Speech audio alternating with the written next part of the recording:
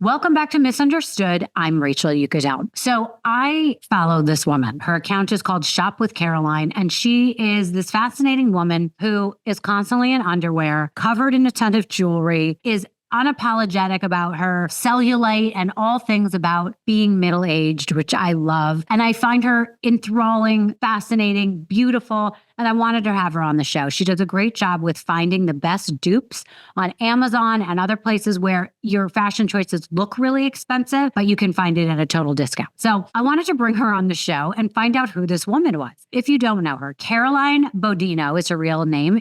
She's a dynamic and influential personality in the world of fashion and lifestyle with over 720,000 followers on Instagram alone. As the vibrant host of Shop with Caroline, she brings a keen eye for style and affordable trends directly to our audience, helping them navigate in the latest fashion with ease and flair. Additionally, Caroline's candid and engaging presence on her podcast, Coming in Hot, showcases her ability to connect with her listeners on a deeper level, discussing everything from personal growth to the hottest topics of the day. So today, we get the inside scoop on who she is, how she got here, and what is in her future. So please enjoy my conversation with Caroline. This episode is brought to you by our sponsor, Holistic Goddess.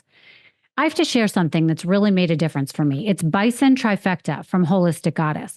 I've been diving into holistic health more seriously, and Holistic Goddess has been a big part of that journey. For me, it all started with their Bison Trifecta, which is a blend of freeze-dried bison organs, heart, liver, kidney, in capsule form.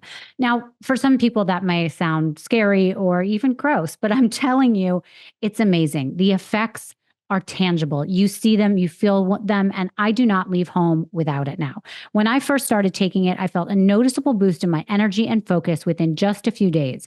I was managing my hectic schedule so much better and skipping my usual midday crash.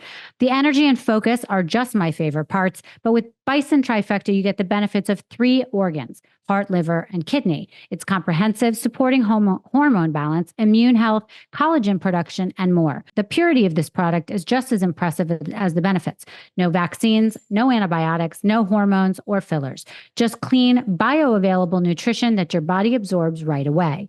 Now, a couple months in, I cannot imagine skipping a day. As I said, I just went away on a trip to the Bahamas. I took it with me. I took it every day. People kept asking what it was, and I was happy to share the wealth. It's become an essential part of my daily routine, and I cannot recommend it enough. So use the code UNDERSTOOD for 15% off site-wide. Visit holisticgoddess.com. That's HOLISTICGODDESS.com. Use code UNDERSTOOD for 15% off.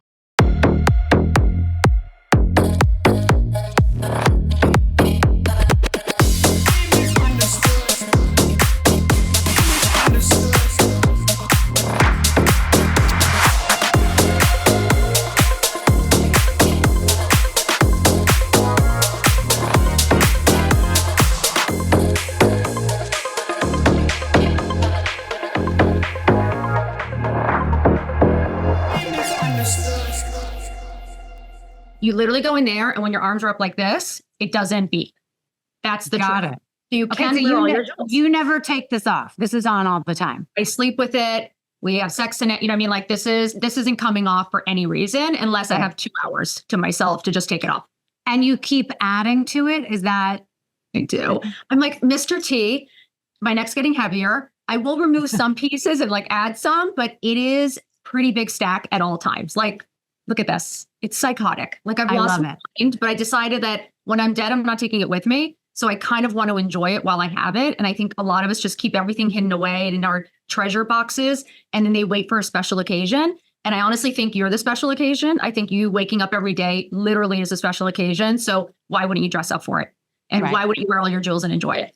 Well, that's the whole thing, though, of why I wanted to have you here. So normally, this is a podcast for people that are misunderstood and people that have been reduced to a headline. And why I wanted to have you on, I mean, I really sort of stretched the niche here a little bit, but I actually felt it was really appropriate because there's a lot to be said for being over 50, even over, in your 40s, and feeling like life is going downhill and feeling depressed and feeling like you cannot find your happiness. And I think a lot of misunderstood.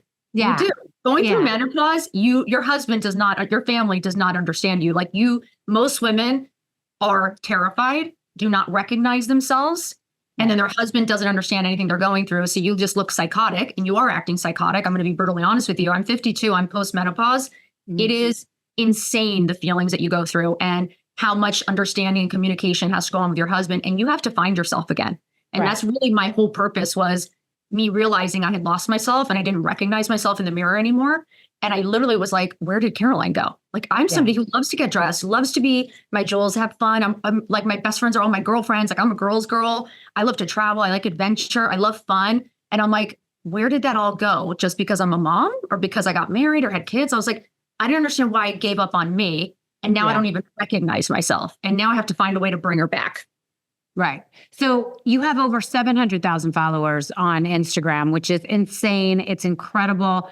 And I think people have found you for your fashion, but obviously stay for the message, the inspiration, and because they feel like you're their friend. They feel like you're relatable, and they feel like they get you and you get them. So I wanted to have you on so people really could understand more of you. I know people can now find you on your podcast, which is amazing. I've listened to a bunch of your episodes.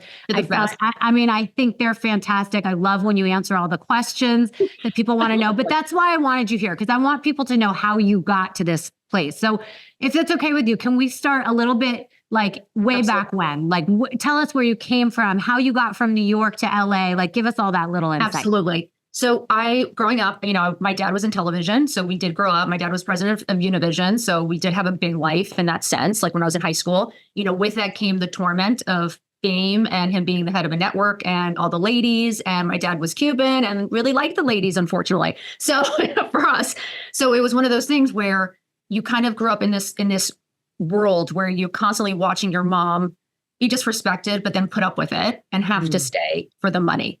And this was something to me that like I watched growing up my whole life. And it always, really bothered me, because I would always be like, you're so smart. You're so beautiful. Like there is more to this. Like this, all this unhappiness can't be it. And the fact that he would control her, and then she would have a huge fit, and then she'd give in again. And that's something that just stuck with me. So once I left school and I went to do Spanish soap operas, and I was like doing the whole acting world, I was engaged to some, very wealthy guy that my parents thought would be perfect for my future. And it was like everything that was expected of me. And the truth is, my parents, were immigrants that came here. They worked their asses off, and they expected me to do well. They expected me to marry well, not do well. They expected me to marry well. That's the truth. That was the tradition. And when I walked away from that, engagement, it was like a literal nervous breakdown my parents went through. And it was the moment that I decided I'm going to bet on me. It was like that first time that I took kind of matters into my own hands. And I was like, I'm not happy. Like, I feel like my voice isn't heard. I feel like I'm always having to kiss ass. I always feel like I can't really say what I feel because I'm scared that he might walk away, or he might pull the rug under it, or he might not buy me the Chanel bag. It was like this whole dependency that you're like, so now I'm dependent. I have to do whatever you want for me to be happy and get what I want. And I was like, I don't like this dynamic. So from there, I literally took off. I moved to Miami. I shot a Wait. How did you find like the self-esteem and the courage to walk away from someone who was sort of taking care of all that? And he was like, my parents, they were kind of like, so you're walking away from the helicopter, the driver, the mansion, the Hamptons. Stability. Yeah. Stability. I mean, they kind of like, and I go, so, but if he walks away, what is this? Where's the stability? Isn't it more stable for me to have money and me to make my own money, know how to take care of myself? Because I was like, he can walk away. And he did. He fucking did. So all of that my parents were pressuring me for, and I kept giving in, thinking this is what I'm supposed to do. My parents sacrificed a lot. At the end of the day, my chauffeur handed me a letter to my door, and I opened the letter, and he said he was getting back together with his ex-girlfriend. Oh. And I was like, I'm sorry, what? And literally called him. He was, stock bro, whatever. Called him. He was like, S&Ps are about to open. I was like, get the fuck home. I was like, are you kidding me? He was like, we'll talk about it tonight. And I was like, fuck you. I was so disgusted that I had put up with all of this shit.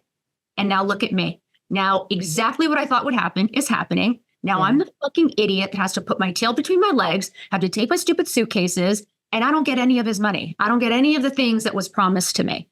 And it was the greatest life lesson to me in that moment was it really is about you taking care of you, because he can take care of you, but he can also walk away and take everything with him. And I've seen it now with a lot of friends going through divorce. Right. It is the most brutal thing to watch, is to see them be left with nothing after, taking care of it all. So I just want to talk about this for 1 second because Yeah.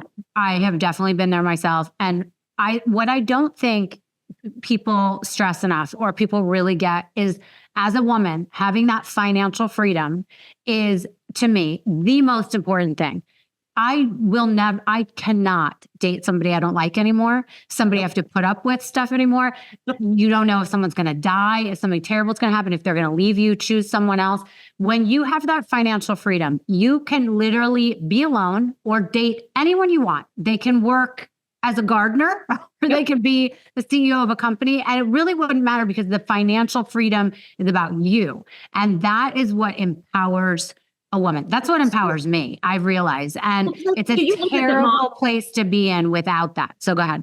Sorry, it's so true because my mom, I always said she was the most independent, dependent person I knew because she thought she was really independent. But at the end of the day, she could never let him walk away because she didn't know where the money was and she didn't know how to pay the bills and she didn't know where things were. And I'm like, I look at her now because trust me, I'll let you know, I got into a little soup like that. And that's when all of this started, was getting myself back out of that. But at that time, I just remember thinking, I don't feel happy. Yeah. And I remember always feeling stressed and anxious because I was like walking on eggshells. It was literally walking on eggshells all the time. Like when he would come home, you weren't sure how he was going to act or if he was going to be in a good mood or if he's going to. And to me, that instability is basically what I was growing up with because my dad, you never knew when he might leave. So it was, again, I'm like, so I'm going to put myself in the same situation and I'm going to end up the same. And I remember always saying, like, I don't want to end up like my mom. I love her. I respect her. I adore her. But that's not my future. I was like, I'm CEO. I'm not marrying the CEO. I want to be the CEO. I was like, I'm not the trophy. I want to win the trophy. That's the truth. That's always been my mentality. I'm a hustler. I'm a hard worker.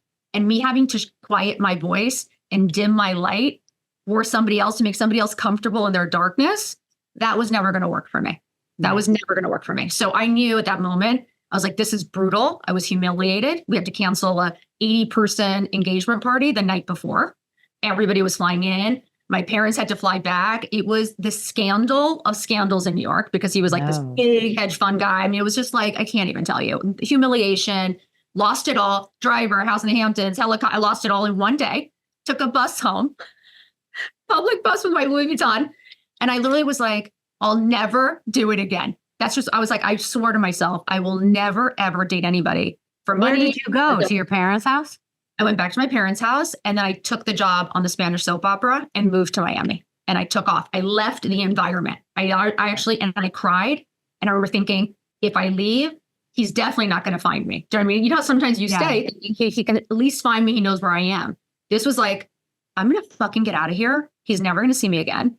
I was like, I got to leave all of this. I have to stop listening to my parents. I have to stop listening to all the jabber, like them pressuring me. I was like, I'm not making good decisions. I was like, I have to get out of here because what suits my mom doesn't suit me at all. Yeah. Well, I love that you found something to do because a lot of people would have just hid under the covers for a while or went on to the next boyfriend. So you were able to find a job and go to Miami and do something that gave you a sense of purpose to get your head out of it. How did you even find that next job?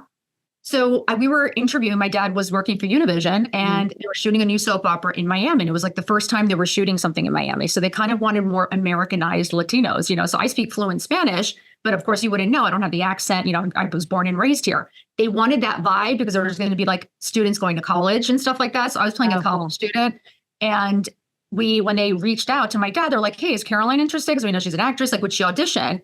And I was like, I'm not doing the fucking Spanish soap opera. I was like, no interest, no. And my dad was like, actually was the greatest advice. He was like, do you want to work and make money? Or do you want to just sit around doing nothing, waiting for someone to do? And I was like, he's like, there's an opportunity. Either you take it and work your ass off or don't fucking complain about anything. Then you just sit here, you take what you can get. And I was like, fuck. I was like, all right, I'm going to take it. And I signed the papers that right there with tears. I just signed it so that I couldn't turn back. And once I signed, I had 2 weeks to pack all my shit and move to Miami. And that made me go into action. So rather than sitting and thinking and dwelling, I think taking action was what really helped and to keep moving forward and not kind of sitting in it. And like, listen, I cried. I was depressed. He took off to LA. He rented the penthouse in the peninsula, partied his ass off. Imagine hearing that. I'm sitting at home hysterically crying over like a breakup. He's renting and showing off and all his bullshit. But at the end of the day, guess who called me a month ago? Guess who reached out a month ago? A month ago, like meaning literally a month ago? Literally a month ago. I got a text and he called and FaceTimed me. And what happened? Did he ever marry the ex-girlfriend? Never married the ex-girlfriend. Does he follow you on Instagram? I think so. He's watching everything. He was like, congratulations. He's like, you're really killing. He's like, you were always smart. I go, yeah, I know. I was. Wow. Yeah, I wasn't the idiot. And I was never going to be the idiot. So this was never going to work out because I was like, I'm just for you. This episode is proudly brought to you by LOLAVIE, an award-winning hair care line founded by the ever-fabulous, ever-iconic Jennifer Aniston. We all put our hair through the ringer, coloring, heat styling, stress aging, the list goes on. And now we've got the summer heat, which is a battle too. We're talking about sun, beach, and that ever-present humidity. Jen got tired of the struggle of having to choose between hair products that work and ones that are actually good for us. So she decided to create what she was looking for. Think of LOLAVIE as your personal hair spa. Let's dive into LOLAVIE, your ultimate summer hair saver. Created with the finest natural clinical ingredients, LOLAVIE ensures your hair feels as luxurious and carefree as a summer breeze. Say goodbye to sun-damaged, tangled hair and hello to shine, strength, and elegance. Summer is the season of confidence, and LOLAVIE embodies the spirit. And here's a treat for you, our awesome listeners. For a limited time, you get an exclusive 15% off your entire order at LOLAVIE.com. Just use the code Rachel at checkout. So the thing that I use every day is the detangler. Every time I wash my hair, which is basically daily, I love it. It's light, it's not too sticky, and it has a lovely shine. The other thing I really love is the restorative shampoo. I use that as my go-to shampoo. I don't use anything else right now. And people, honestly, they comment on my hair all the time. The scent also is really good. It's like zesty, citrus, calming, rose petal flavor. And I just love it. It smells good and it kind of lasts. You really smell that walking, down the street. You get a whiff of it. It smells so good. So check out all the LOLAVIE products. Go to your website at LOLAVIE.com. As our loyal listeners, you will get an exclusive 15% off your entire order when you use code Rachel at checkout. That's RACHEL. That's 15% off your order at LOLAVIE.com with promo code Rachel. Please note you can only use one promo code per order and discounts cannot be combined. After you purchase, they will ask you where you heard about them. Please support our show and tell them that we sent you. Your hair will thank you. Are you ready to elevate your health? Meet Field of Greens, the ultimate superfood powder. Packed with wholesome, organic ingredients, it's your daily dose of greens in a glass. Just one scoop delivers a powerful blend of nutrients, vitamins, and antioxidants to boost your energy, support your immune system, and keep you feeling your best. It's easy to mix, delicious to drink, and perfect for any lifestyle. And only Field of Greens is backed by a better health promise. At your next checkup, your doctor will notice your improved health or your money back. Don't look back and say, I should have paid attention to nutrition when I was younger. Field of Greens is a key to better health today when it matters most. So my favorite thing about it is that I don't drink water. I don't like the taste of water. I don't like drinking water.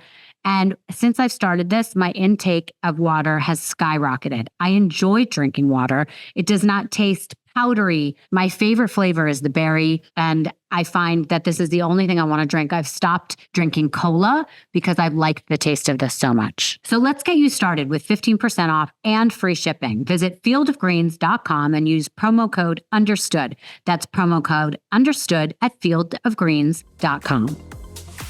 And that's something interesting too. In doing some research on you, you are not an idiot by any means. You went to George Washington, you studied psychology, you got into NYU, right? Am I getting that right?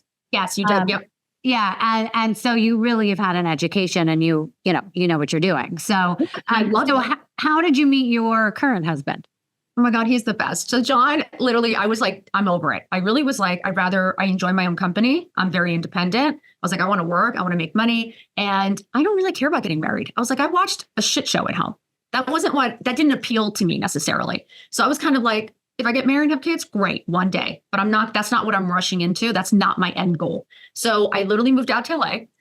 Spent probably 4 years here before I met John. I was like going out, we were auditioning, we were, going to acting school, making your friends, kind of like building a life here in LA. And at that time I was dating this kind of manager guy, which again is always me saying, you got to know what you want to get what you want. Like me dating this manager guy, he's dating the 15 other celebrities. Like he doesn't give a shit about you. So if I'm talking about wanting to get married or wanting to have kids or wanting to have stability, but I'm dating the asshole who's dating the 15 actresses, what am I expecting to get out of that? That's where you have to be honest. Like I had to be honest with myself. Like if I want a good guy, I got to marry a good guy. Like, I can't expect the head of Universal to kick my ass, you know what I mean? When he's dating Lucy Liu and this one, and like you see him on the phone. And I was kind of like, I need to change what I'm doing to find what I want. And I don't know if that was very like mature of me at the time, because I remember thinking the bars, the clubs, like, this doesn't work for me. This is not where I like to be. This isn't my happy place. I like to work out. I like to be healthy. Like, I like to, you know, go to the beach or go to a picnic. Like, I don't want to sit home and watch football on a Sunday. I want to go to brunch. I want to go out. I want to be with our kids, like whatever that is. I was like, that's not my type of guy. Cut short, I'm dating this manager guy. We go to a birthday party and I dreaded it. Of course, what they say when you don't want to go and you don't want to deal is always the night. So I had been filming that day like an Old Navy commercial, and I thought it was hot shit. And I was like, you know what? Like, I'm busy. I'm exhausted. I can't go. And my friend was the guy I was dating. Thank God for him. He was like, you are such a bitch. She would never not come to your party. Like, you got to at least show your face. And I was like, fine, I'll go. We get to the club. It's pumping. I'm like, oh my God, no. I was like, I can't do this. I don't like the nightclubs. I don't like all that bullshit. And literally I call her and I'm like, hey, I can't get in. It's packed outside. She's like, get your ass to the door. I'm standing outside, you asshole. She's like, park the car. You're coming. I'm like, fine. Park the car. Next thing I know, I walk up. It's John, his identical twin, and a girl. And I will literally tell you, I just saw him and I was like, this is exactly my type. Like, I was like, I'm with this idiot, but he is exactly what I would write down on paper. Like, looks wise, you know, like this nice smile, seems so kind. I was like, he's cute. I was like, okay. Cut to, we end up chit-chatting that night. A month later, the now sister-in-law, the girl that was with his identical twin, she kept reaching out, trying to make a plan. I was like, I'm busy. And everybody was like, he's a really good guy. I'm like, he's so young. He's 4 years younger. He can't possibly be ready for a relationship. And they were like, he's the nicest guy we know. He is no bullshit. Like, he might be younger, but he's very mature. And I'm like, you guys, this is crazy. She locks me into a dinner. She's like talking all about the boys. We end up meeting after for a quick drink. We made out that night. 5 months later, moved in. 2 months later, engaged. And we've been married 18 years now. Wow. That is a great story. Okay. And so you guys have two boys, Two correct? boys, 12 and 14. Okay. So teenage years. All right. So talk to me about how while you were married, what were you doing for work? So when I was married, at first I was doing all the hosting stuff. So I was working. I always wanted to work. I was like always making my own money, which is an interesting point because when you become a mom, right, this is where the dynamic switched. And this is where I completely lost myself. But when we got married, we were married 4 years before kids. We were traveling. I'm somebody who, again, loves adventure, loves travel. We wanted to have parties at our house. We wanted to buy a house before we had kids. Like, we were quite responsible about it. We were like, oh, let's get pregnant immediately. We don't even know each other. We're like, let's really get to know each other. Let's really be ready. Because I knew kids would change things. And they do. Yeah. Changes the whole dynamic. So from that, I was doing the hosting show. I was hosting a Universal, like an entertainment show. So always working, always making money until the second baby came. And then everything came to a screeching halt. And then next thing I know, I'm home 24/7. And was that a choice because it made more sense for you guys, for one of you to be home and really be there with the kids? Absolutely. And you didn't want the kids to be raised by a nanny? Yeah, absolutely. I mean, the point was, my parents warned me. They said when I met John, he was graduating business school. He was not wealthy. He was not this big successful guy, anything I had ever dated before, nothing that they expected from me. Luckily, when they met him, they're like, he's the greatest guy, nicest guy, but not like we had money. It wasn't like he moved into my apartment. I had the nicer car. I had more money. I mean, I was making more. So it was one of those things that it was about, how does this person treat you? How does he make you feel? And there was no roller coaster ride. There was no nervousness. Like, he called when he said he was going to call. There was no games. There was no bullshit. And for me, coming from a dad that was a playboy, I just wanted that kind of stability. And I knew he could bring that to me. And I was working. And then all of a sudden it came to a screeching halt. And yeah, we couldn't afford the nanny and we couldn't afford the night nurse. And I had to stay home and I had to take care of things. And it wasn't easy. Like, when my parents said, like, listen, when you have to, like, money, love is only good to a certain point, and then you start the money. And okay, wait, let's talk about that, because I've been through that too. Yeah. And I think that people can really identify that. So when there's that dynamic missing of the guy who's taking care of everything and then money is stressing you all out, how did that affect your marriage? I felt definite resentment. I did. I felt like I was doing it all. Like, I felt like I was doing my job and I was, doing it well, because I was like with the kids 24/7. I'm up all night. I'm at every jamboree, at every class. Like, I'm doing all of that. And I felt like I was taking care of my side of it, my job, which, again, now it's funny because now we both do everything. And it's like, why did it have to be my job and his job? But for me, I kind of felt like I'm killing myself. Like I'm here, I'm doing it. We're sacrificing. Like, when is this going to turn around? Like, when is this? And it's like, yes, when you're watching your friends make more, when you're watching people move up, move on, it's a constant comparison game. It is a constant feeling of, what did I do? And maybe my mom was right. And it's not because you don't love them, but you're like, God, it is hard. Life is hard. Kids are expensive. Life is expensive. And you just don't think about that when you're like, yeah, like, you don't think about what comes after that and the stress and the struggles, because John and I actually communicate really well. We get along really well. But to say I have been wanting to kill, you know what I mean? That I've literally said to him, I'm getting on in the car, I'm going to the airport, I'm disappearing, and I'm never coming back. There were moments like that. And he was like, what? And I'm like, yeah, you're never seeing me again. Okay. I was like, I'm out of here. I'm done. I can't take anymore. It might've been one of my menopausal outbreaks, but it was this feeling of feeling like a caged animal sometimes. Right. And feeling like, how do you get out of this now? Right. And I kind of started to feel like, I think I have to do something. I think I have to take charge. Like, I think I need to do something for myself, because me constantly depending on you, and I can't control your actions. I can't control what you do at work.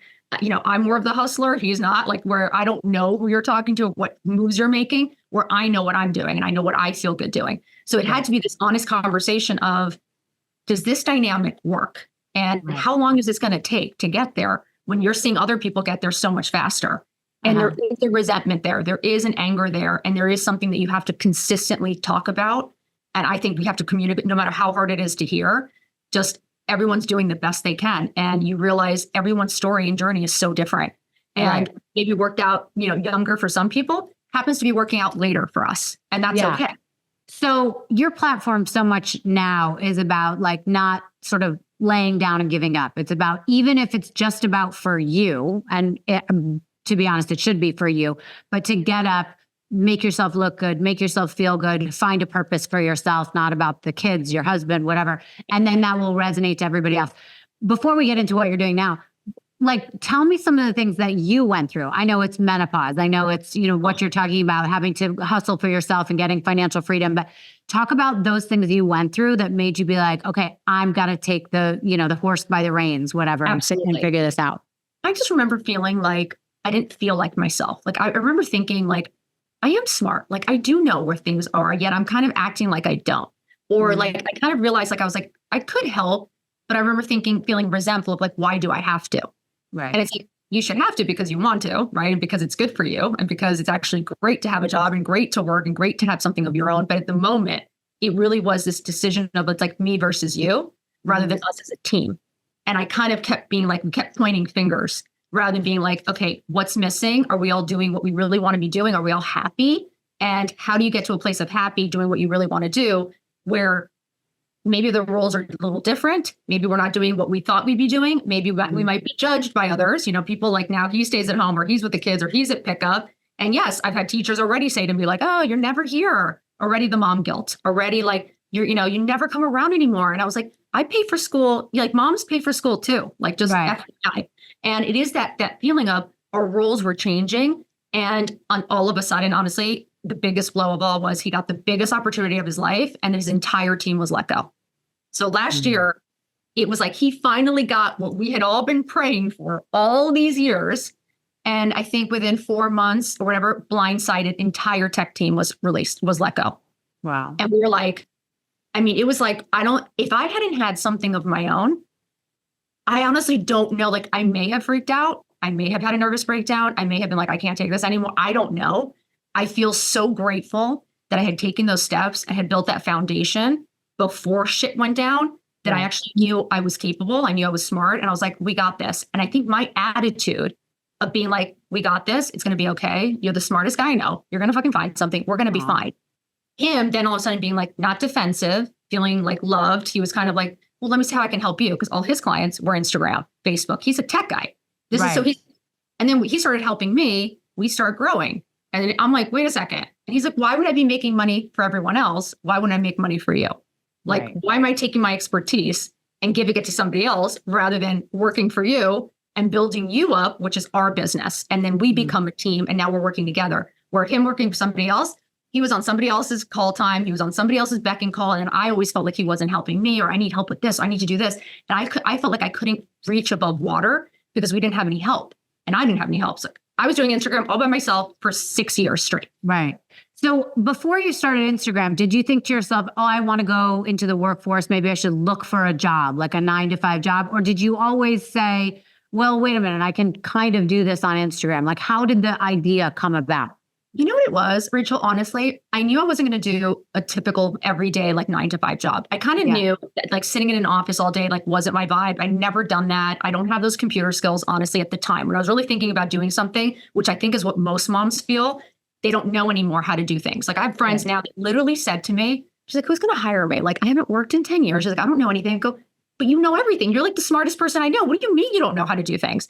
So women feel so afraid to just start over or to pivot. And it's also intimidating because you have all this life experience and you're very smart, but then you're like, but they're hiring like 25-year-old girls, you know? And everyone should be hiring moms or women over their 50s. I totally agree. I totally agree. But it is intimidating to think that you're in the same pool as these young girls, you know? Absolutely. It feels competitive. It feels jealous. It feels petty. Rather than feeling like we're coming together to make a team and build something. And it's like, you're coming with experience. What can I learn from you? That's just not the way it works. You know, it's harder now. And it's like the older people aren't as respected for their knowledge. But yet I'm like 50 and over, I have never felt more powerful. I've never felt smarter or more capable. Like I feel like I have my shit together and it feels fucking good. And it did not feel good 7 years ago when I walked past that mirror and I was like, who the hell is that? Like, that does not feel good. That does not empower me. That does not make me feel, you know, strong, capable, like fabulous. Is it me looking like shit? Is it me being a hot mess or not knowing where anything is?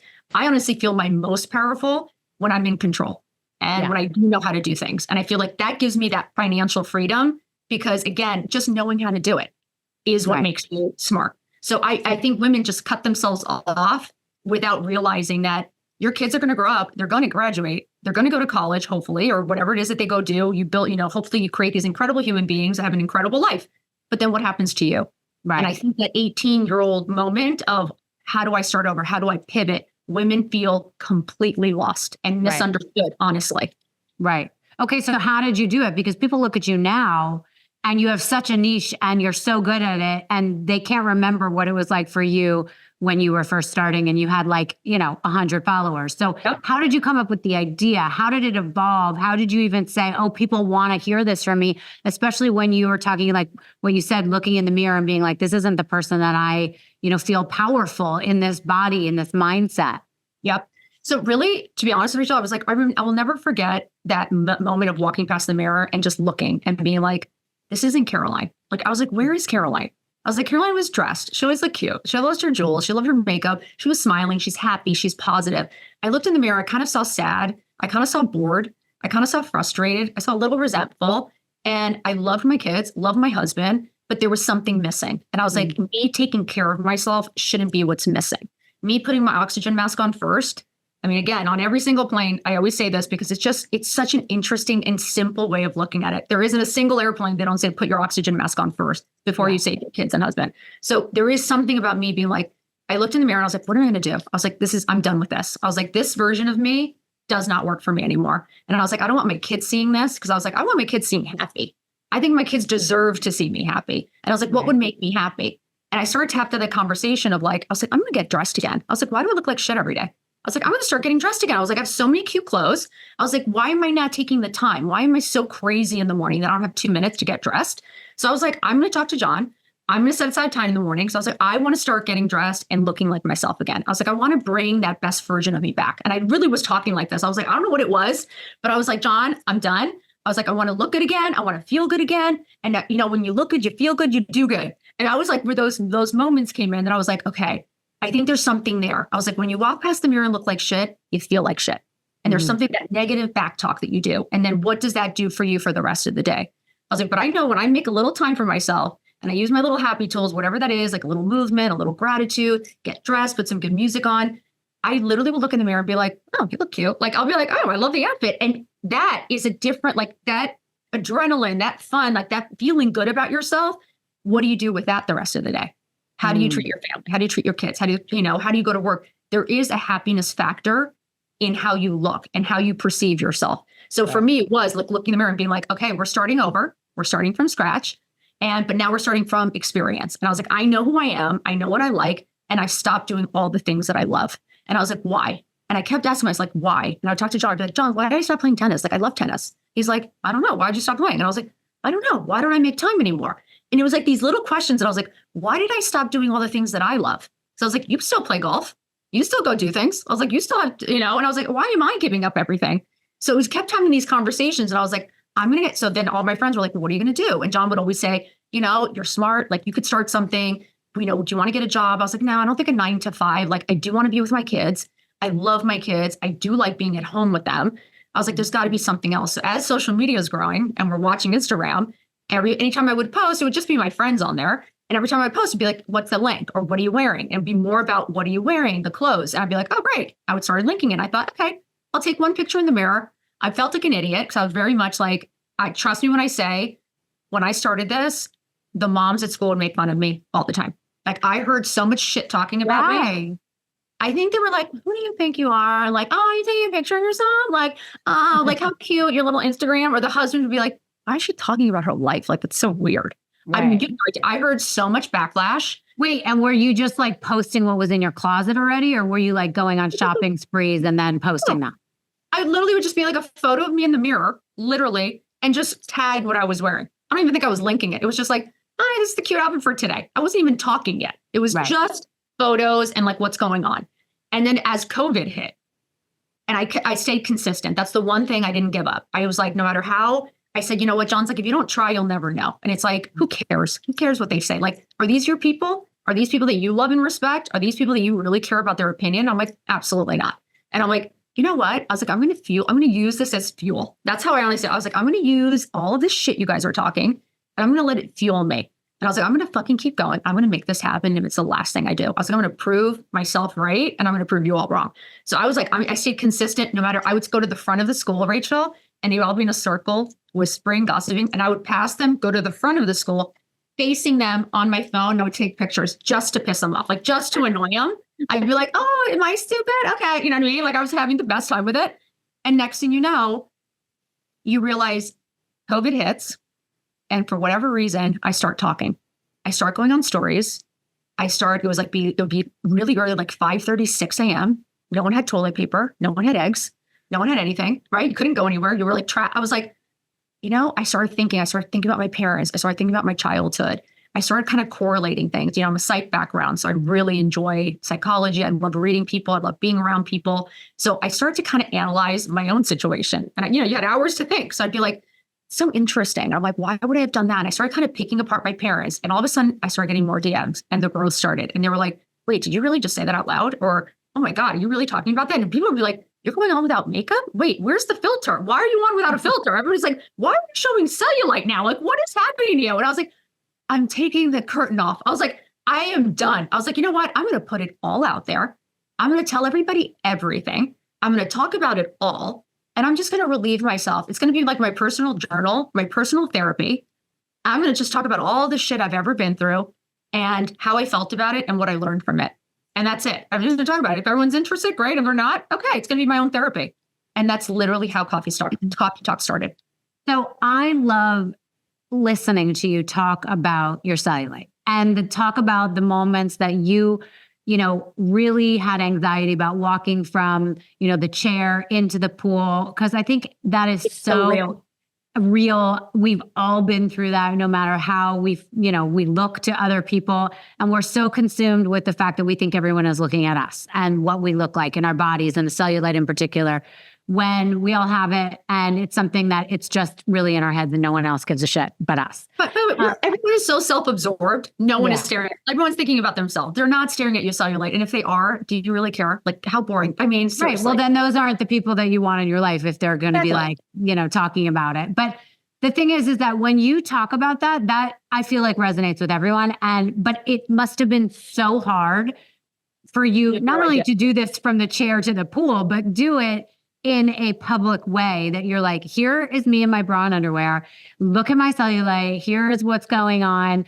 And all it did was build your viewership. What was that like? I'll be honest, it was so freeing. I'll be honest with you. It was so freeing. I was like, last vacation, I told you, I went to Costa Rica and walked around the entire house in a bikini. We had our friends staying there, their husbands. We had like the Airbnb owners came by. This like, I'm not joking, good looking guy. And I'm like, he's like, oh, it's the air conditioning. I'm like, came out of the pool. I was like walking around showing him things. And there was a moment that I walked past the mirror and I was like, you are walking around the entire house in a bikini. I was like, you wouldn't have caught me dead. Like, and I mean dead, even in front of John. Like, I think even for a walk on the beach, I'd put a towel on or I'd put my cover up on, legitimately. And I don't know what this psychological mind game was, but I would torture myself with it. And I would torture myself being unhappy, being, I'd miss out on moments. I'd miss out on incredible memories because I was more concerned about someone seeing my cellulite than holding hands with my kids and jumping in the pool. Like, I'm like, right. What? I think everyone understands that, like all the things that you may or may not have done because you weren't dressed appropriately or you didn't want someone to see you a certain way. And to now be in your early 50s and being able to do all of that, like, what is that like? It's again, honestly, the best feeling ever. It feels like a weight lifted off my shoulders. I feel like I'm in control with the narrative. Like, I'm showing it to you. You want to make fun of it, like, that's on you. But I'm just being honest. And I hope that we can all, be kind to each other. Yeah. And that makes you uncomfortable. Like, that's on you. That's not on me. And I kind of realized, like, once you show it, you can't talk about it. Like, once I showed it and told it, yeah, here it is. You want to talk about it? It's right here. I'm going to show it to you. This is normal. I feel good about it. And I think once I accepted it, I stopped caring what anybody else said. Right. And then, but I think for people listening that maybe don't know you yet on Instagram, and they will after this, the point is that all it did is make you more likable, more relatable, because everyone can identify with that. And as opposed to like hiding in the shame of whatever it is for people that have gone through relationship issues, parenting issues, guilt, shame, the way you feel about your body, all that's done is opened up your life. And I think that's the best part of the message, that when you share that, when you make yourself vulnerable, that's when you can connect with other people, because everyone feels like that. So I think that's why you stand out and why you've done so well, as opposed to hiding behind that just to do smoke and mirrors to do well, which, by the way, a lot of influencers do. You see them really do, all and it's decked out, and it's all filters, and you don't have that. No, not at all. And I started getting bored watching that. And that's the thing. Like, I really was on, and I followed a lot of great people that I actually have unfollowed. And not because I don't like them, but like, I don't care about this Valentino dress walking down Fifth Avenue. Like, that doesn't interest me. Like, I like real people. I like knowing what's going on in your life. It's like, we're not going to be best friends or good friends if you don't tell me anything that's happened to you. Like, I don't believe that everything's perfect. And I know like we go through hard times. And if we can't share that, then there's no relationship to be built. And I just don't know why women feel so uncomfortable being honest. Like, we don't want to talk about finances. We don't want to talk about cellulite or body images. We don't want to talk about, certain things about a relationship, insecurities. Like, I don't know why we hide and don't talk more and share more and help each other rise. Like, that makes zero sense to me. Yeah, no, I totally agree. I think, I mean, I think the only way to get through it is to talk about it, because then who wants to go through it by yourself? Well, and when you show it, don't you feel like it's like when you put it out there and you show it, you actually find so many people that actually agree with you, who actually are in the same boat as you. But when you're living this lie and you're trying to bullshit and you're trying to like make everything look perfect, I think you start to rub people the wrong way. And I do think people smell bullshit. And I know I did. I'd start seeing everybody like, wait, they're all doing the Nordstrom sale. Why is everyone doing the Nordstrom sale? So you don't really like Nordstrom. You're just getting paid. I started to catch on as a viewer. And I'd be like, wait a second, that's not authentic. I don't know if that's real. I was like, I don't know if it's her. Oh, the filter, that's not right. So I kind of started to like peel away at those things and be like, I actually don't like the bullshit. I want to see real people living their real lives and somehow improving themselves in some way. Wait, incidentally, has a cellulite company ever come to you to do some sort of branding? You know what? No, damn them. They should. But they then they must think I'm just comfortable with it, but they have not yet. Well, it's so funny. Wait, I don't have it in front of me, but usually when I'm sitting in my office here, I have that home cellulite thing. It's almost like a massager, right? Yeah, it's like a massager, but it's like a cupping thing. I think it's really for cupping. But I like literally as I'm doing notes and researching, I like put it on my legs. I put it on my hips. Does it work? I'm doing, I love the cupping. It does. I love cupping. I feel like it totally gets my blood moving. Yeah. But I feel like first of all, obviously I do it. And then I go look at myself in the mirror and I'm like, oh, wait, I have a dimple here. I'm going to go, massage this. And then like an hour later I go look and it's gone. Now, maybe it's just gone for the hour. Who gives a shit? But like it makes me feel better. And and also it really stimulates like your circulation, which I think just in general makes you feel better about yourself. So, but it's also putting work in, Rachel. I think a lot of women too, it's like we get lazy and we don't want to do the work. And it's like, what are you eating? How much alcohol are you drinking? How much sugar are you eating at night? Like when you're depressed or you're not happy at home, or maybe you're not happy in your marriage. And like, what are you eating? Like, what are you doing? What pills are you taking that cause a lot of weight gain? Like, again, it's taking responsibility because we've all been there and we've all done it. And for me, it's like, take a little responsibility, look at your situation, and you can improve it and you can change it. And I think that's something that we don't feel powerful in, but we should. Wait, and I want to talk about weight gain for a second because it's important. I think that a lot of people, again, feel shame and that have taken the easy way out, which again, to each their own, no problem with it. But Ozempic has become, and semaglutide, whatever, has become a big thing for people and people love it. And that's great. Some people have an adverse reaction to it and can't use it. What are your thoughts on aging and gaining weight? Also the menopause thing and gaining weight, like what has worked for you and how you get your body to where you want it to be? I have to say it's very hard. I think women do not know what's coming. I think no one talks about menopause. No one talks about how your body changes. And I think that's so cruel because I didn't know. And I went through the hardest part of menopause during COVID.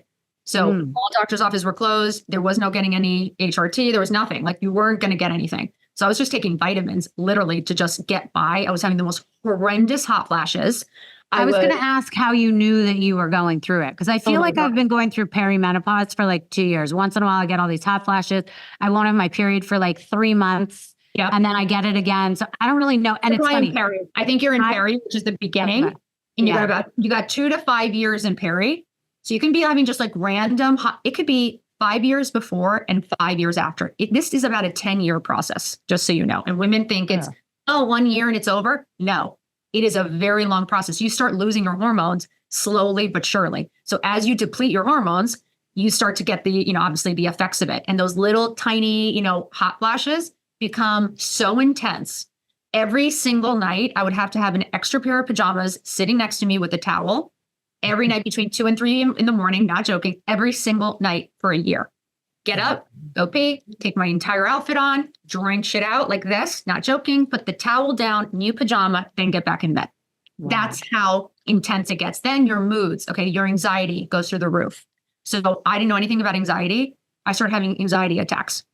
And I'd be like, why am I so anxious? Like, why do I feel like this? I felt kind of out of body. And it'd come and go. It would be like kind of a panic attack feeling and then pass. And it was like, oh, what the hell is going on? Then the rage, you start raging. You're super emotional and you become the Hulk sometimes, like literally could rip your shirt off and turn green. Like you are a monster sometimes. So you wonder, I literally was like, I think I've self-divorced. I was like, it's women going through menopause. Of course. Like this makes sense. Like I look like a savage. Like John, if I couldn't communicate with him and really start, I'm feeling really weird. Like something's happening to me. Like I don't feel like myself. Because I'm not an angry person. I'm not a crazy person. I don't hate you right now, but I feel like I hate you. I was like, something is happening. So I think once I started to kind of understand that, like, this isn't me, something's not right here. This doesn't feel right. I called my doctor, started talking to her, and she was like, oh, we're deep in menopause. Like this is, you're in the thick of it. And it was like trying to figure out what vitamins worked. I didn't want to do HRT because number one, the doctors weren't available at the time. I also had 2 friends get breast cysts after taking it for 6 weeks. And now they're going every 3 months to get, mammograms. So that really freaked me out. And that's not to say it's for everyone. I always say to each his own completely. I have no judgment here. But I thought all those symptoms, so that all gets super intense. Then the weight gain, you go literally from 10 to 20 pounds within a year, and you have no control. You get like a tire around your waist. You're like, wait, and do you think that's because you felt like you were eating more or it's literally just happening no matter what you I was eating more. I was taking an anti-anxiety because that's when my dad was diagnosed with Alzheimer's. And I started taking this anti-anxiety. I can't remember the name. It's like Meroxapan, something like that. That after doing research, it's one of the biggest weight gaining pills there is. One of the side effects is severe weight. So didn't know that. So between that, and then I think let's have a drink. Like you're always kind of like, let's have a drink, take the edge off. Or like, that's, you know what I mean? Or going out for dinners and you're eating and then you're snacking at night and then you're having anxiety. So I think it all is like a vicious kind of circle that hits you so hard. and it's coming at you from all different directions to the point where you do not recognize yourself anymore. And talk about feeling misunderstood. Like you're going through so much and you cannot explain it. And nobody understands. Like your husband sure as hell isn't going to understand. So I feel like they should have like an Al-Anon group for men to understand what it's like for women to go through this. They need help. Like they do need support because what we put them through, as much, I used to joke, like, everyone gets pissed when they say, oh, you're on your period. And you're like, don't tell me I'm on my period. That is menopause. Like you are a lunatic. Like you are crazy. So I was like, be sweet that. And then you start gaining weight. The weight gain is so psychological. I've always been tiny. This is my natural weight. This was my weight before I had my first son. Everyone thinks I'm like so skinny. This is my natural weight. I wasn't for a very long time. So when you start not to feel like yourself or look like yourself, again, it plays complete mind games on you. So you wonder why women are depressed, why they're even more anxious. Like you're walking past this mirror, you're gaining weight. You don't know why. You're feeling crazy. You're sweating. Like your husband's annoying the fuck out of you. You're like, what is happening to me? And I think there you have to start taking charge. And for the weight, to me, I thought intermittent fasting was one of the best things I ever did. I cut alcohol out completely for a year. And it wasn't because I had an issue or problem. I was like, it's a ton of sugar I'm drinking every day, like a ton. And, it's on a Sunday. Me and my best friend, yes, we could drink a bottle of wine. Let's be honest. Like we could sit out at the pool and have a bottle of wine. It's like, now it's Monday. Now I'm disgusting. And, you don't have time to work out. You're getting busier. And all of a sudden it all catches up with you. So I literally cut alcohol out for an entire year. I did intermittent fasting from 6 p.m. at night. I would not eat again till noon the next day. So I would literally cut food off. So I would literally have lunch and dinner. That was it. Protein was in vegetables or a salad. And then a coffee in the morning. Right. No desserts, no sugar, no alcohol. And did you feel deprived or you were fine? I was kind of fine. I got used to it because I was kind of like, when you want the change, I think I was really ready. And I really was like ready to invest in myself and be like, I really don't want to feel good. Like, I don't want to be on a Monday morning. I want to get to work. Like, I want to wake up feeling my best self. And I realized those little things was just holding me back. And I'm like, I really don't need that. I'd rather get some good sleep. Like, I want to feel good in the morning. I want to feel productive. And the more I got up early, I would go work out. So I'd get my walk in. I would get my workout in. Like, I started to feel more energy. I started to feel better. And little by little, slow and steady. And then I switched my pill, my anti-anxiety pill. And I changed it to, I forgot the name of it. The one that everybody is on, I think. But and then I lost weight from that. So I think the pill was really affecting me. Like Lexapro or Zoloft. Yes, that's it. One of those. Lexapro is what I'm on now. And the lowest dose, like I went on the lowest dose just a little bit because my dad just passed. My mom's living with us now. My 86 mother, thank you. She just moved in with us. So to say it's been very overwhelming and stressful, I'd be completely lying to you. So we're just trying to find our happy in the hard right now and just try to find that normalcy again. And I think all of that plays so many facts. And I think women just don't, you're going through so much. Like you are dealing, it's a sandwich years. Women don't forget that you're dealing with your kids, you're dealing with your husband, and you now start to deal with your parents. And I think a lot of women don't realize that elderly parent stage sneaks up on you. And it is so incredibly stressful. And your parents most likely haven't told you the truth and they have not prepared you and they probably don't know what they're doing. My parents were two of the most, greatest successful people. He hadn't paid taxes in 2 years. We didn't know he had Alzheimer's. We didn't know he was not remembering things. We didn't know he didn't pay the bills.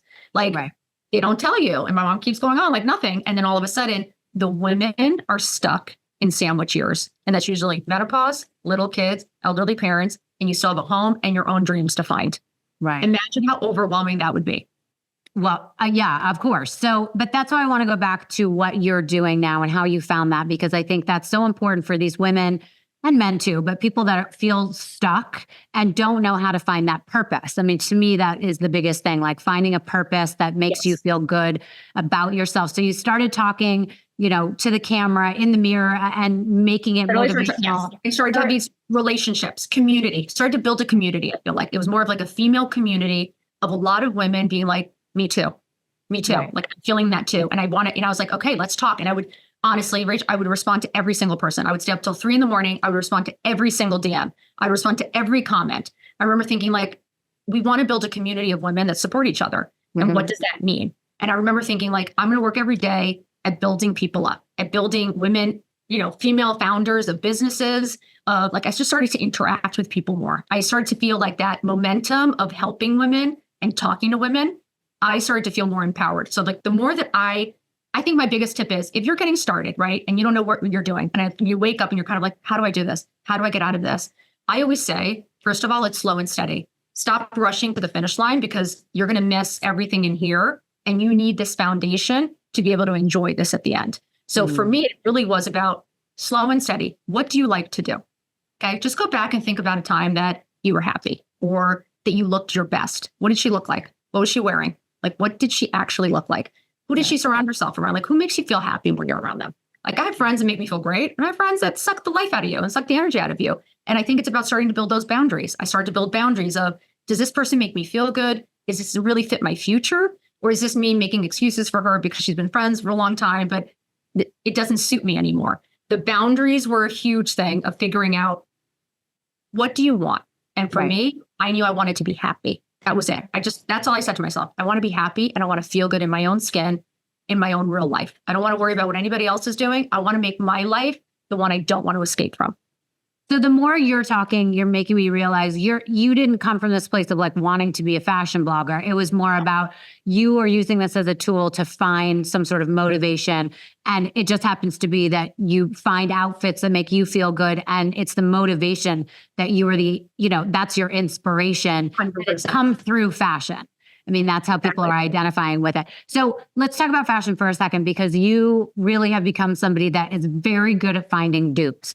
Now, I always watch you and I'm like, I don't understand. Is Amazon, forget the other companies for a second, because I love when you do Amazon stuff. I just want to tell you this, because number one, it's super easy. It gets delivered super quick. And then if it doesn't work, you can return it super easy. So those are my favorite ones that you do. How do you find those? Do they contact you, or are you scrolling through Amazon every night? A psychopath. I order everything. I buy it all. This is not like, I have like a little stipend with them, but it's nowhere near. Like, I buy it all. I have it all. I touch it all. I wear it all. I'm like, okay, I literally, like the last couple of weeks, I am like dying from what's coming. Like, I'm like, it's so good. The stuff that's coming for the next 2 months is so good that I'm like, the fact that people think you can't look good or that you can't afford or that you can't look fabulous affordably kills me, because a lot of the comments are, that's just too expensive, which of course I understand.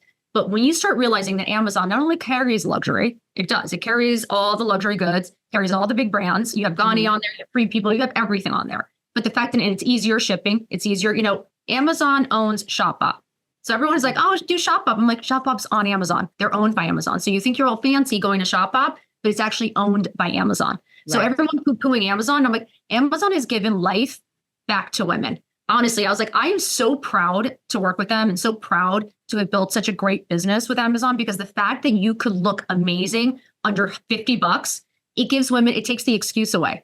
And I love taking the excuse away of like, oh, I can't afford it, or like, it's too hard, or I can't make that work. I'm like, well, I'm going to show you 5 outfits.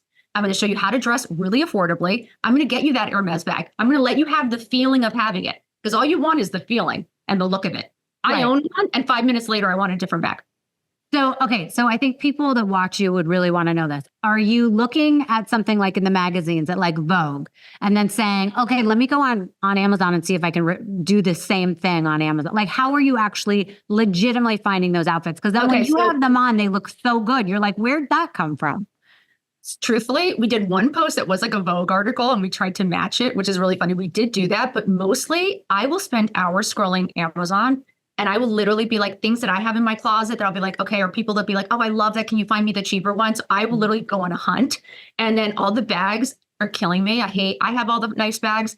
It kills me, the prices now. It's just so ridiculous to me. Like, I think that is obnoxious. And I think that the fact that women now feel uncomfortable because they can't own that, and it makes you, it's like a status symbol. I want to rip the status symbol away. So I'm going to be like, no, you actually can do all that and you can have it all. And the quality is insane. Like some of these bags, it's kind of not normal, and it's kind of ridiculous that they're this good and someone's paying $5,000 for it. Like, it pisses me off. And I can verify because I've bought some of those. And like my friend I was telling you about my friend I was telling you about at the beginning, she lives in a $10 million house in Laguna Beach, and she's like sending me your dupes, which just goes to show you that that makes sense. We want to wear that stuff because it's so good. The quality is so good.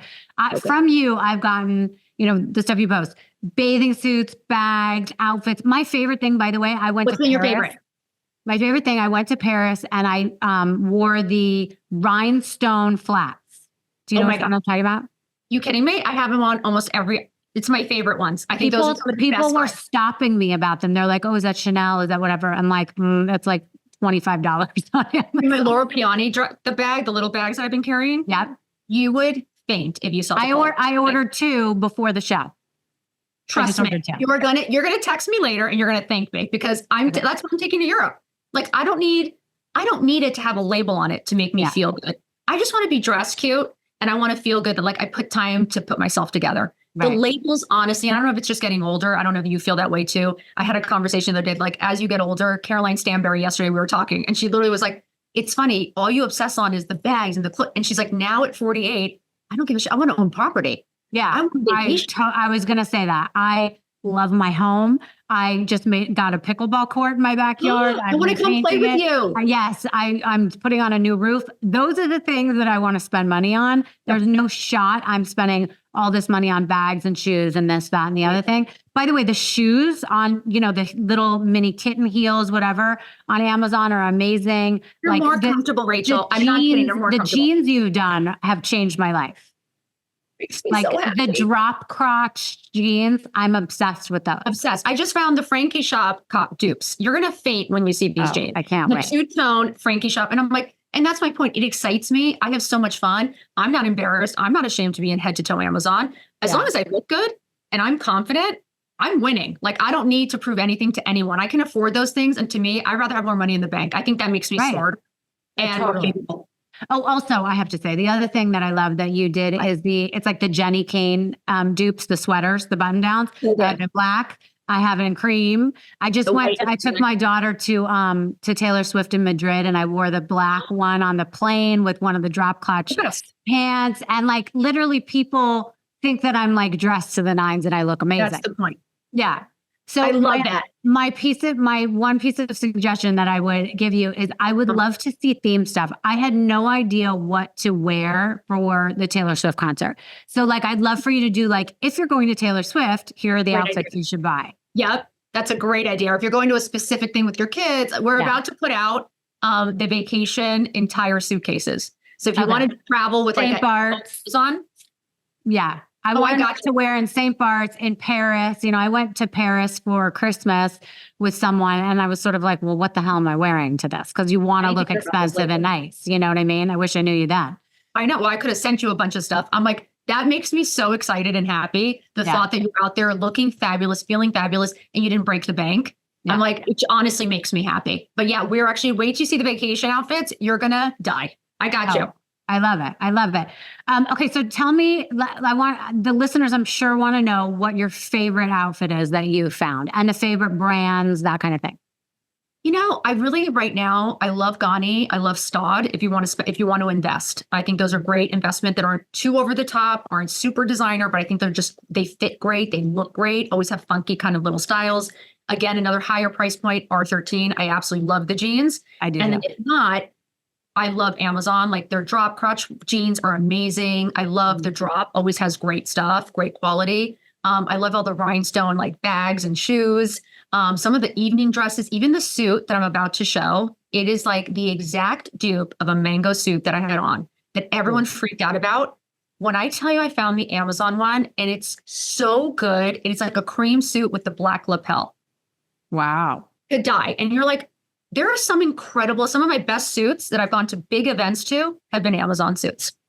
Really? And my shoes, the see-through shoes with the hearts. Did you see those, the slingbacks? Oh, of course. Yeah.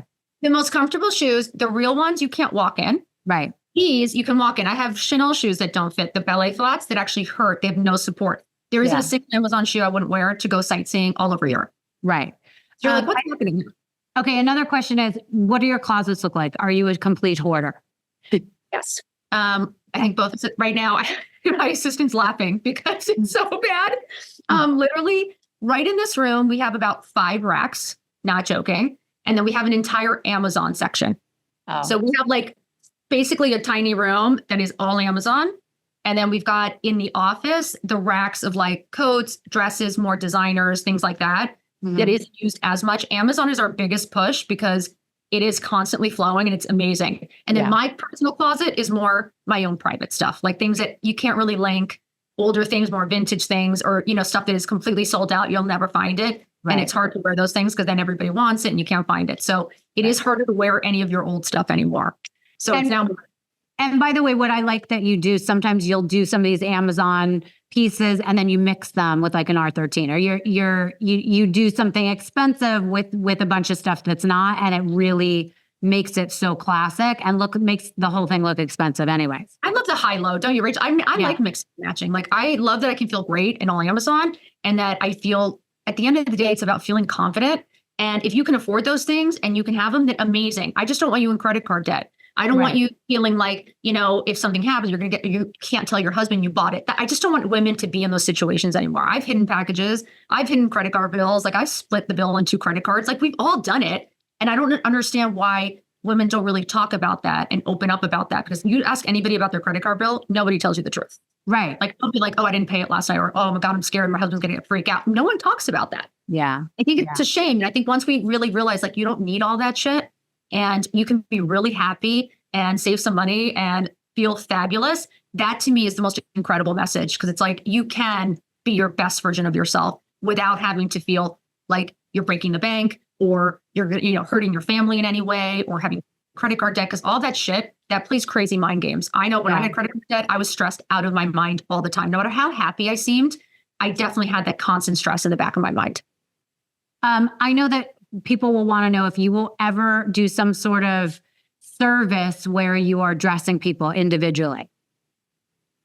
Probably not. I don't know if I would do like a personal styling thing. Like we love like the more motivational events of like meeting up, like some of the events we've been to recently where everyone comes dressed up, everyone comes in all their jewels. People are coming with like all their Amazon stuff. It's so much fun to kind of come together, hang out, everyone in their jewels, everyone looks fabulous. You're seeing these women come back to life. And some of them have been women that were 10 years from a stalker, locked in their apartments, have not come out, have not gotten dressed. And now they're standing in this room with all these amazing women dressed with all their jewels on, and they have their life back.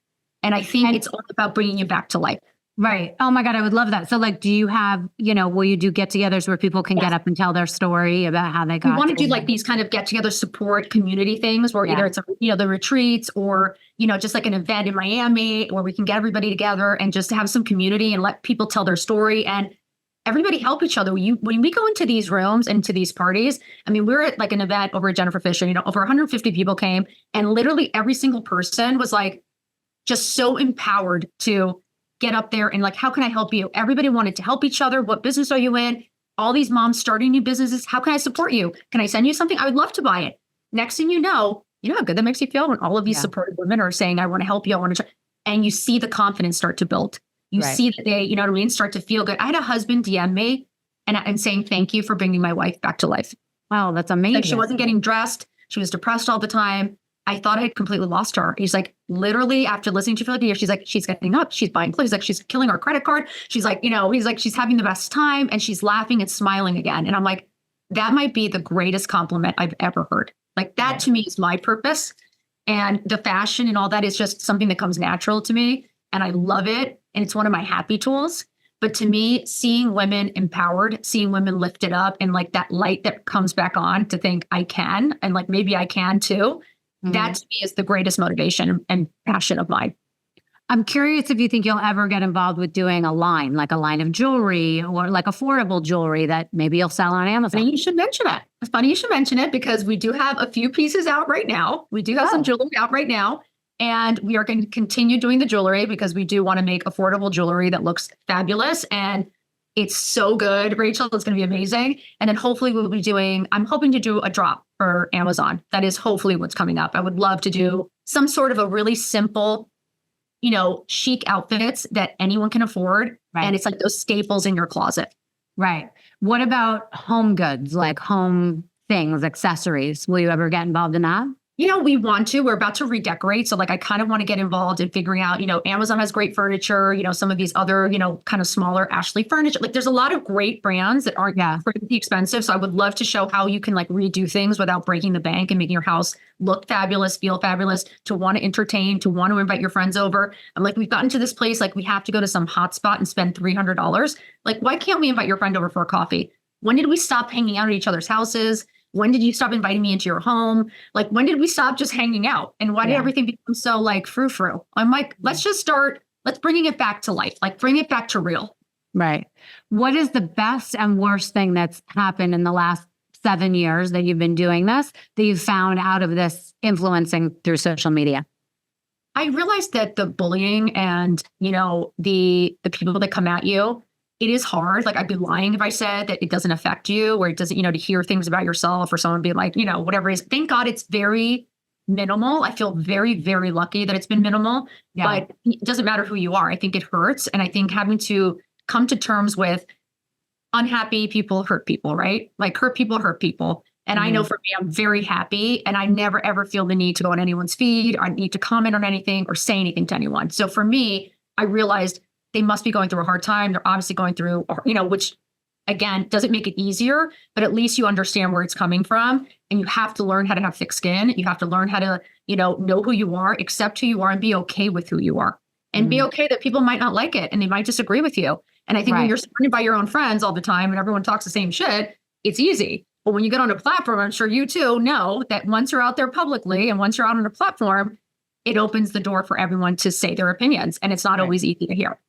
No, it's not always easy to hear, but just looking at you, it's so easy to see that once you find a niche, once you find your passion, once you find things that you're good at, you could take that little percentage of comments that really suck, those people that suck, and put them aside, because I think there's an internal happiness that goes on, and you continue to build on that and see the effect that you're having with other people. So whereas people are really, like I said at the beginning, people are coming to your page to see the fashion, to find out what else they can buy from you, to get their daily fix. I think it's also a really motivational thing of like, this person may see as a friend, even though they've never met you, which is, again, why I wanted to hear all this background about you, because I think people really want to know more about you. People should listen to your podcast. I'm going to have you talk about that in a second, but because it's so important that people realize you just didn't, come out of nowhere and like you're all successful. Right, 7 years. People don't know, 7 years, every day for 7 years, 7 days a week. So when people think it's like, oh, overnight, you don't know where you came from, I'm like, it's been being on here every single day, telling your truth for 7 years.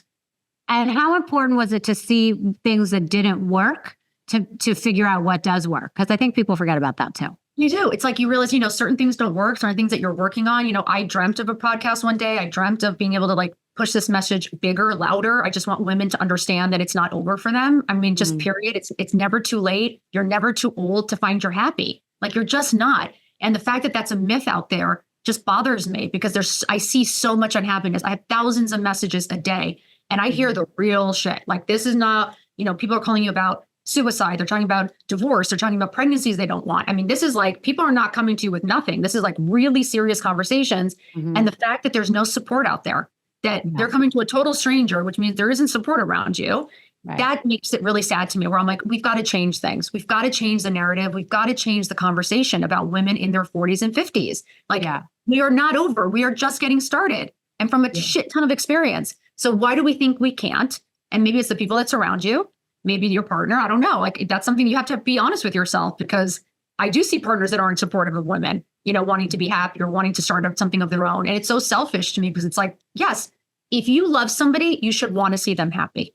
I know for my kids, I had somebody say, your kids must be so embarrassed by you, because I was so dressed up to go to school and I was wearing something. And I was like, that's so funny. I was like, so you think that my kid would be embarrassed by me looking my best, feeling my best, and having a smile on my face. But you think looking like a hot mess, being miserable, cranky, and yelling at them and being unhappy, that would not embarrass them. Is that what you're saying? Because I was like, I don't think I'm embarrassing at all by being happy. My kids have never, if anything, they were always like, Mom, you look so cool. Or Mom, you look so cute. Or your mom, you're beautiful. They have never been embarrassed by me working hard. I think as we get older, we start to realize that people's reaction to us has a lot more to do with what we trigger in them and their experience of their own life. And I think it's easier to manage those criticisms, because it has nothing to do with us for the most part. Yeah. When you're nice and comfortable in your own skin. That's the greatness about our age. And the fact that being comfortable in your own skin is the greatest flex you will ever have. Yeah. It really is. When you stop giving a shit what everybody else is thinking, and you actually like yourself, and you look in the mirror and you feel proud of that person that's standing, people ask me, oh, when is someone coming to save you? It's like, no one's coming. Your knight in shining armor isn't coming to save you. The woman in that mirror, that reflection, that is your knight in shining armor. That's the person coming to save you. So you better like her. You better respect her. You better think she's badass. And you better look at that mirror and that reflection and think, fuck yeah, she's coming for me. If you're like, oh shit. And knowing your worth too, because I think so many people adapt to the person they think they want to be with. You know, they start to like the things that person likes. They start to dress in a way, whether it's sexy because that's what the person likes, or they tone it down because that's what the person likes. And I think it's really important, and it's taken me a long time to learn this, but to figure out what I like, be that person. And then if it makes people walk away from me, fine. And if it makes people come to me, even better. You know, I think it's a very hard, long lesson to learn. But once you get there, you're much happier being alone, and you do not feel lonely even when you are alone. Because sometimes you'll be around a lot of people and feel super lonely because you're not yourself. Married, kids, huge families, on vacation on a yacht in Saint Tropez, and miserable. Yeah. So for me, I'm kind of like, I've seen the misery and the unhappiness, because when people aren't nice to you, or you don't feel secure, or, you know what I mean, you're not in this environment that makes you feel good. I don't care how much money you have. Like, I don't care how great, like, you're not going to feel good. So it is about you figuring out, how do you feel good every single day in your own skin, no matter what's happening. That's why we say, find your happy in the hard, because life's hard. It just came to my mind. Another thing that I want you to do, either an episode on your podcast or in your little Instagram, is like different styles for different body types. Because I know I love the drop crotch stuff. It probably isn't great for everyone. No, like TikTok is the most hated jeans on America. I'm not kidding. Like TikTok went crazy on me when I wore those. I was like, they're like, those are the fucking ugliest jeans I've ever seen. I was like, what? I'm like, they're amazing. So trust me, if you want everyone to hate you on TikTok, wear the drop crotch jeans. Okay. Well, just a tip. But that would be a good episode, you know, different styles for different body types. And also, I don't think people, you know, they're not as artistic or creative. So they don't know like things to bring in your waist, or, you know, something that elongates your neck, or stuff, I don't even know, but things like that might be tips and tricks that we can't think of that, you know, might be better for different body types. So that could be fun. Okay, let's talk about your podcast. Thank you. So coming in hot, we were so grateful when Dear Media reached out, really, because, you know, we've been doing this obviously 6 years, and you never know who's listening. You never know who's watching. You know, you just have faith that like your message will get somewhere and hopefully will grow. And when Dear Media reached out, and, you know, Lauren and them had said, you know, we want to buy these coffee talks, I was like, what? And they were like, yeah, we love this single, you just talking to camera, you telling people, you know, what your thoughts are, like basically coffee talk. Like, that's what we want. And I was like, oh my God, that's amazing. I'm like, how fun to be able to like really put that message rather than just on Instagram, but now do it, you know, speak for 45 minutes alone. And so I kind of jumped on it, and I thought, you know what, let's just make sure that we're empowering women. Let's make sure that we are lifting women up. Let's tell them every secret we've ever, you know, there is no secret. We work our asses off, and let's show what that is. Let's tell women what that is, so they don't feel alone. And so we decided, coming in hot, we're like, we want women, especially in their 40s and 50s and 60s and 70s. I have 80-year-olds that literally send me photos with all their jewelry on that you would die laughing. Like, they're like, Caroline, I'm going out again. They're like, I got my shit back on. And I'm like, oh my God, like 85 going out to dinner with all their stuff on. And you realize everybody wants to feel good. Everybody likes to look good. And at the end of the day, don't you want to do good? Like, isn't it more fun to feel happy? Isn't it more fun to feel good? But also what I love about it is that it's not just for fashion, you know, people that are watching you for fashion. It's one thing, but when you go to the podcast, you're talking about being a mom guilt. You're talking about menopause. You're talking about your personal life, sex, you know, what it's like to deal with, you know, your kids in general and all the drama that's going on in their school, and them growing up and getting sexual, and all this really interesting stuff that I think everyone can identify with and wants this like best friend that they listen to. I think it's fabulous. What are some upcoming episodes that people can look forward to? Okay, so we've got Caroline Stanberry coming up, which is a great conversation because she, you know, started over at 48. You know, she's 48, married to a 29-year-old, and like just living her best life. And you're watching, kind of thinking, this is pretty incredible. And we have finances coming up. We have Get Up, Get Dressed coming up next week, which is, my husband goes, I just listened to the podcast. He goes, it's so motivating because it's really what this is all about. And it's like why we got started and why getting up and getting dressed. It really isn't about the label or the clothes. It's about the action, and how actions, when you take an action, it gets you out of your head. It keeps you moving forward. And next thing you know, you're feeling a little bit better. So it's all about that motion. So we've recorded about 20 solos already, and we have about like 10 interviews already. but they don't really want interviews. So but I love interviews. I love meeting women. I love like this community, and this conversation is so important.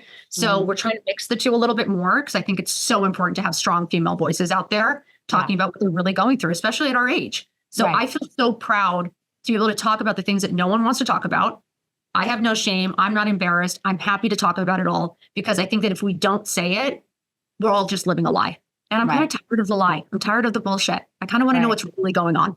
I love that.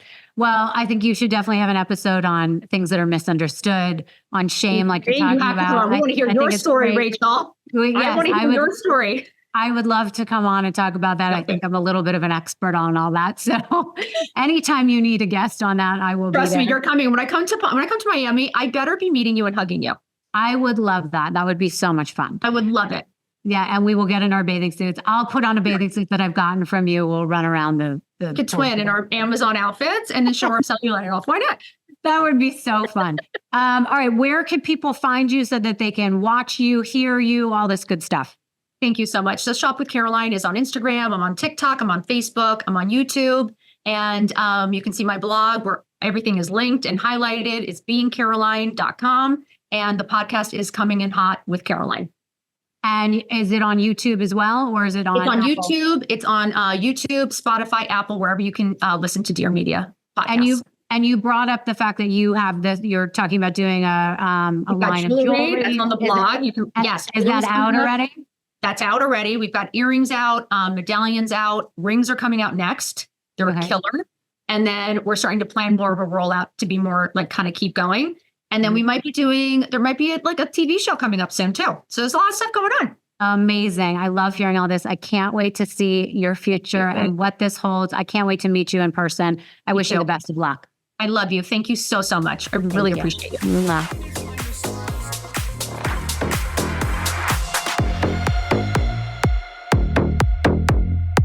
Thank you so much for listening to Misunderstood. I'm your host, Rachel Yucatel. Please be sure to subscribe to the show and give us a 5-star rating and review.